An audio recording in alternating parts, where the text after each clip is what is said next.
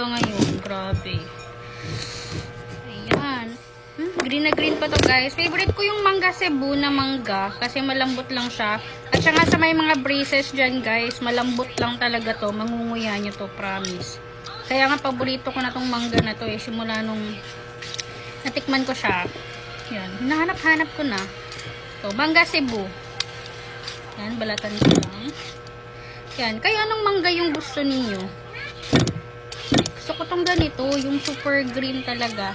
Kaya pag nagpautos ako, sinasabi ko talaga na gusto ko yung pinaka-green talaga. Tsaka nagtatampo ko pag hindi green yung nabibili ng mga inuutusan ko nga rider. Ayan.